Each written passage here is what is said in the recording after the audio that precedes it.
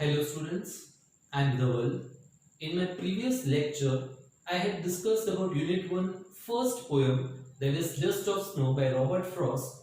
In this video, I am going to discuss about the second poem of our first unit, that is Fire and Ice, again by Robert Frost. Fire and Ice is a short symbolic poem. How? So, let me read out the poem and explain to you. Some say the world will end in fire, some say in ice. From what I have tasted of desire, I hold with those who favor fire. But if it had to perish twice, I think I know enough of hate to say that for destruction, ice is also great and would suffice. So, in this poem, there are some important words, that is perish. Perish means to die or to end. Then it is suffice. Suffice means to be sufficient or to be enough. So, in the first two lines, the poet Robert Frost has given us the opinion about a group of people, different sets of people who have different opinion about how the world would end. Then in the later paragraph, the poet himself has given his opinion about how the world will end. So in this poem, the poet says that there is a one set of people who believes that the world will be burned in fire. Now, fire, how fire? So the fire here represents human desires, greediness, lust, etc. of men, right? So fire, it represents the human desires. So as and when we try to satisfy our desire, they keep on increasing. There is no end to it. And thus the uncontrolled and unending desires in the human beings leads to greediness, and because of the greediness there is a feeling of jealousy among the people, right? And because of which the poet believes that once the world will end because of the jealousy and the greediness of the people, then the poet says that as and when, that is, our desire increases rapidly and it spreads like the fire. Our poet Robert Frost also favors the people in the poem, right?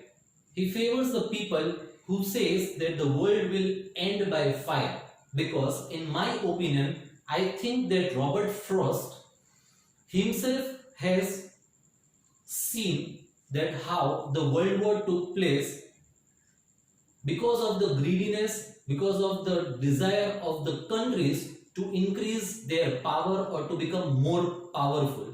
That is the greediness among the countries, the desire among the countries, which led to the World War and which led to the destruction. Now, in the second paragraph, the poet says that if due to any reason the world survives, and if there is a second possibility of how the world will end, then he says that it will end by ice. Ice represents here human hatred. Ice represents rigidity, of course. So we can say that human hatred is very destructive, and we can also say that it can be called as a silent killer, right? So human hatred can also be called as silent killer. Ice has the quality of freezing everything. Similarly, human hatred can freeze the emotions and feelings of the people.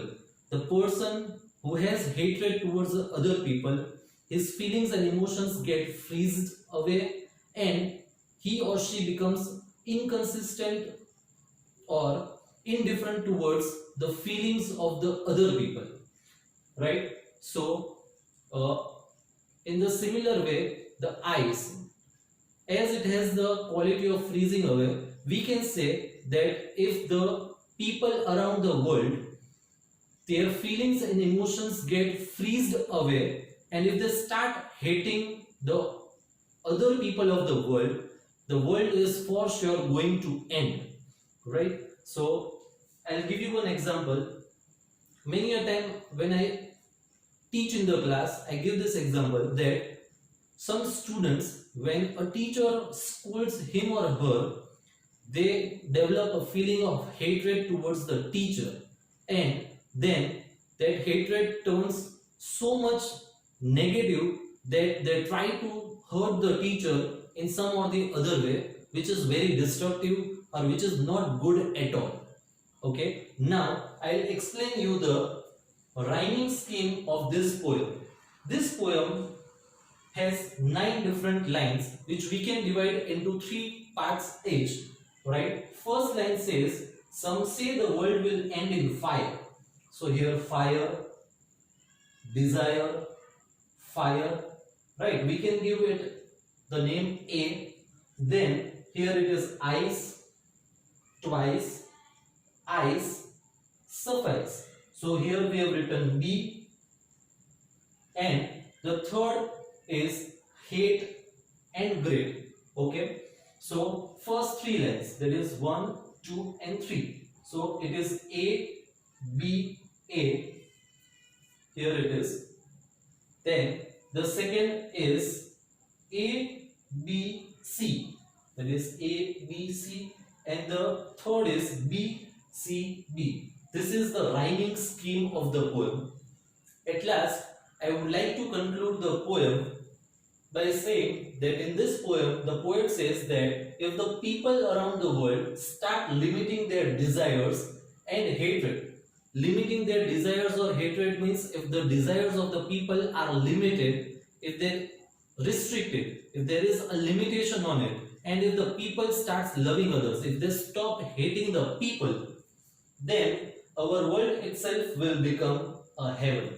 Then there will be no such thing like world wars, there will be no such thing like fight, and there will be peace, love everywhere, and this world itself will become a heaven.